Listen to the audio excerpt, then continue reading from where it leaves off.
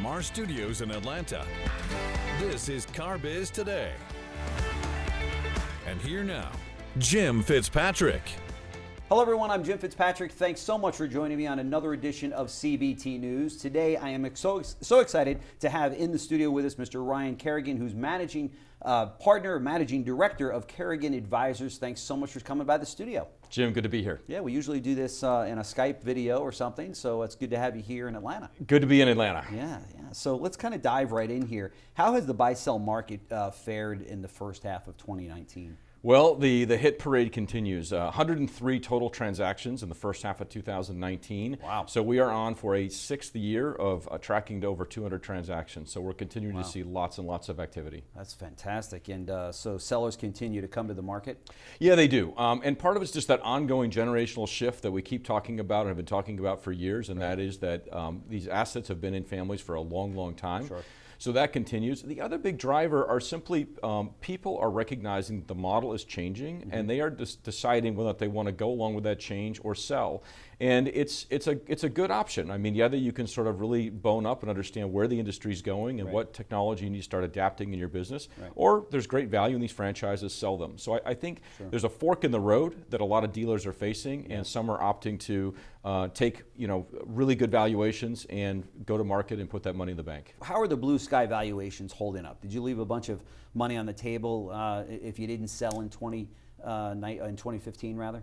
Well, blue sky multiples in general are quite strong. There are examples where 2015 was a peak in a lot of ways. We peaked in SAR, we peaked in average profitability, and clearly with the benefit of hindsight looking back, there are some dealers that could have gotten significantly more money in 2015. That said, good franchises, good markets, still selling for really, really strong value. So I'd say the more dependent that you were on new car profits and new car volume to generate your profits in 2015, those kinds of dealers are probably looking at reduced profitability today and reduced value. But for those that were emphasizing used car, F&I, fixed operations, profits are really strong, numbers are really strong, so it depends on where you sit. Since 2014, you estimate 12% of the dealer body has sold about 1,190 dealerships. Looking ahead to 2024, does that continue? Yeah, I mean, that's a pretty incredible stat. 12% of dealers have changed hands in the last 5 years. That trend absolutely does continue in our mind. The things we talked about, the change in technology, the question as to whether or not you're going to do what it takes to innovate, to be involved in the next sort of leg of the game, continues. And so we're going to continue to see people to opt out. And again, it's not a bad choice. Values are strong today. And so do I take some risk? Do I try to figure out what the next 20 years looks like? Or do I simply take this very nice option to exit now? So overall, consolidation continues. Well, it absolutely does continue. That's the general trend. But I want to say with all these transactions, it's not a one-way street. There are a lot of big groups that continue to sell dealerships to individuals or groups or partnerships that are buying their first store or second store or third store. So the overall industry, we're seeing very slow, steady consolidation. But there again, there are still lots of new faces getting into the game. That is to say that new operators are still getting into the game then? They are, absolutely, new young operators, sometimes partnering with outside capital, are absolutely coming into the game. So it's not an industry where sort of the incumbents are taking over, and it's just going to be a story simply of larger and larger, deeper established guys owning the industry. They'll continue to do what they're doing, but there's still lots of opportunity for new players to get in. And when you say private capital, is that the same as private equity? No, it's not. It's a really good question. I'm glad you asked it. So private equity, and this is important for dealers to understand, private equity, they are the most common types of firms out there. They're also the most active in reaching out. They're actually the least likely to actually step up and do a deal. Absolutely. Interesting. The issue with private equity, as conventionally defined, is that they're control investors. That's a challenge because the OEMs are not comfortable with private equity having control, and they're thinking in 3 to 5 year windows, and that also doesn't work for the OEMs. So the structure doesn't work well, but there are other types of private capital that work much better. So at the end of the day, while there's a lot of talk of private equity, I think as an industry we should kind of put private equity on the shelf and talk about private capital. And there are great sources of private capital. They're going to get into our industry and help operators consolidate. You talk about how dealerships with poor online reputations experience multiple compression. Can you explain that? Yeah, absolutely. Prior to this, we never saw, for example, buyers being all that concerned about what was going on inside the store. Their view was, I can go in there, I'll keep what I like, I'll fix what I don't. If I Sure. need to change people, change culture, change accountability, I can do that. Now it's interesting, with social media reputations, that's sticky. That's something that doesn't change. So I can go in and I can fix all the things inside the dealership that I need to fix, but I'm stuck with whatever that impression is of that dealership. So that's something that buyers are paying more attention to, and we're finding that in a severe situation where there's just a really, really poor reputation, buyers will discount that. Yeah, for sure. Name change is going to be essential in a situation like that, right? To let them know it's a whole new deal. How do interest rate cuts affect the buy-sell market?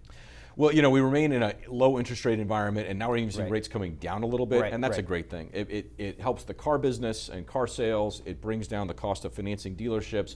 Just in general, low interest rates are great for our industry. Right. SAR hasn't been growing. The headlines can continue to be pretty dismal. But how are the dealerships across the country performing? Dealerships are doing just fine. We're actually seeing, so we came off that 2015 high. Average profits dipped down the last 4 years ever so slightly, but we're actually seeing that trend reversed. In 2018, we at Kerrigan Advisors thought that the emphasis on the higher margin parts of the business and letting that sort of new car margins come to the new normal would allow dealers to focus on the higher margin stuff and turn that around, and on average they have. And then you look at the really strong performers, profits are growing considerably each and every year because they're focused on used cars, fixed operations, the high margin parts of the business. David Holt recently said, we modeled this thing out all the way down to 8 million SAR, and we are confident in the model that we can continue to grow the business. Can private dealers say the same thing? Yeah, in general they can. Again, we've got a very variable fixed or non-fixed expense structure. So in general, the key is to manage your debt levels. And so if your debt levels are not on a line, you can absolutely bring down the cost pretty quickly in the model. So 8 million is pretty extreme. I thought it was interesting that he went to, for example, that extreme. But nevertheless, if we do find ourselves in a situation where SAR is down considerably, no question, dealers can adapt, and they've done it before. The public's stock price is up considerably year to date. What do you attribute this to? It's been a great year for the public. So we're up through mid-September like 36% year to date, and that's more than 20% over what the market's done. So it's been a great year for the publics. Publics got beat up pretty badly in 2018. There was a lot of scare. What does this mean? Are we going into recession? How resilient are these models? And in 2019, I think the public markets have come back and reassessed these publics and said, you know what? These are very resilient models. There again, it's not just the story with the new cars. It's what's going on in these dealerships, which are 5 different business models. And so I think the markets have recognized what we all know in this industry, and that this is a very diversified business model. And just because new car goes down, or just because some of the macroeconomic headlines are not that strong, it doesn't mean the dealerships stop making money. And so the markets have recognized that. You suggest the multiple of a store needs to be lower than the multiple of the public acquiree stock. My understanding is that most of these are done in cash. Why is the multiple the driver? Talk to us about that. Yeah, that's a great question. There's no question that at the point of doing a sale that cash is being transacted, rarely is stock involved. But the way that a public company would manage a given transaction and how they manage their overall balance sheet are distinct. And so if you do lift up, however, at the end of the day, the publics are going to be constrained by what their stock price is. So embedded in their stock price, there's an implicit blue sky value. Now, we don't know exactly what that is because we don't have access, no one has access to all the data, at least those of us that are outside the company. But we can sort of impute or guess what the blue sky value is. And managements of public companies, they have to do accretive acquisitions. They have to use that balance sheet as best they possibly can to make more earnings per share. And they can only do that if they're paying less than the stock price. Now, there are other scenarios I should note. If they're buying situations where they feel that they can turn something around or there's cost synergies, then that can help them get there. But at the end of the day, the acquisitions need to be done at a level that are accretive to earnings. And so that's why that stock price matters so much. Since 2018, the publics have divested 70 franchises in the same time that they've acquired 31. What's going on there? Yeah, it's a good question. The publics are not in growth mode, at least as it relates to buying new car franchises. Of course, they're pushing on F&I, they're doing used cars, but on the new car franchises, they are pruning. They are getting out of many of the volume brands that they think, for example, will be susceptible in a downturn. They're always negotiating with the OEMs how they can position for increasingly better points, but sometimes they need to let things go in order to get OEM approval. So there again, we mentioned earlier, the publics only account for 5% of the current marketplace when it comes to buy-sells. So they are just just not significant. That said, with that strong stock price, that could increase in the coming months. We do anticipate there'll be some announcements in the coming quarters reflecting the stronger stock price. Okay. Talk to us about the Blue Sky. In the Blue Sky report, you cite 9 consecutive years of F&I PVR growth. Do you see that? You see the end in sight on that? Or?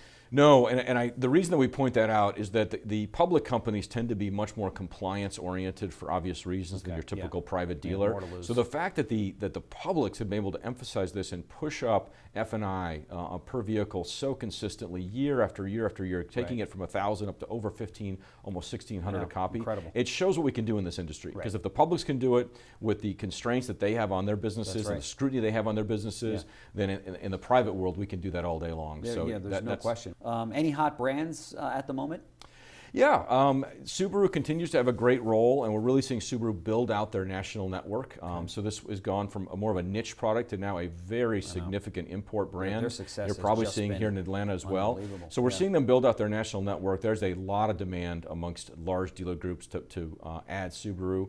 We've also got positive ratings on Chrysler and on Volkswagen. We're seeing more demand there. So our anticipation is we could be increasing the Blue Sky multiple for those franchises in future quarters as well. Yeah, that's phenomenal. Good to see Volkswagen coming back strong from the problems that they had a few years back. Right? Yeah, it is. And so any franchises that people are avoiding? Well, right now, Nissan.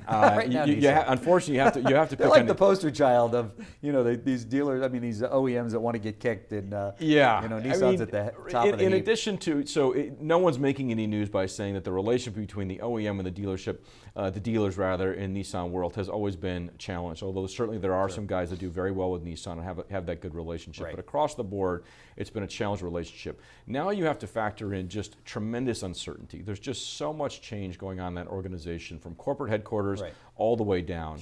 And so, we are seeing buyers just very wary in general of the brand, and it's really about uncertainty. Now, having said that, throughput per stores, if you look at the number of cars they're selling per dealership, they're amongst best in class in the industry. There are a lot of very high volume, very high profit Nissan stores, but clearly just the level of uncertainty does sort of beg the question where we're going here.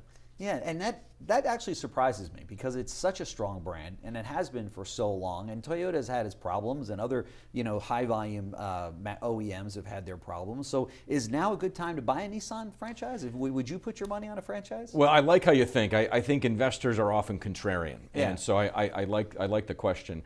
I think this is a large global company. It is not going away. And frankly, there is so much negative perception around the company today that you could look at it, I think, and say, you know what, the odds are, there's always risk in everything you do, but the odds are that going forward, there's going to be a lot of positive news coming out of the organization relative to where we are today. And so, as I mentioned, really high volume stores, some of them are very profitable. They can be bought for very reasonable multiples. I think for someone looking at a brand portfolio, it's a very reasonable investment. And so looking ahead, what does the buy-sell market look like for 2020? We just don't see it changing. I think the nature and the tenor of it will go with the macroeconomy, and that is to say that to the degree the economy continues, then you're going to see status quo. If it tails off, you'll see valuations and profitability down. But in terms of the pace of what's going on, we just don't see that changing. Okay, and then talk to us about elections. What role will that play in the valuations and the buy-sell market for 2020? Yeah. I think we've tuned out elections. I don't see the elections affecting us really at all. What I do see affecting us is policy. Now, if there are policy changes that come as a result of elections, that could have very significant implications. But as it relates to politics and what we're reading about in the news and the elections coming up in 2020, we just don't see that as being a big player. Well, Ryan Kerrigan, Managing Director of Kerrigan Advisors, I want to thank you so much for joining us on CBT News. It's been very informative. I know dealers and our viewers are going to get a lot out of it. So thanks so much. Great. Thank you, Jim. Good to be here. Good. CBT Automotive Network, the #1 most watched network in retail automotive. This has been a JBF Business Media production.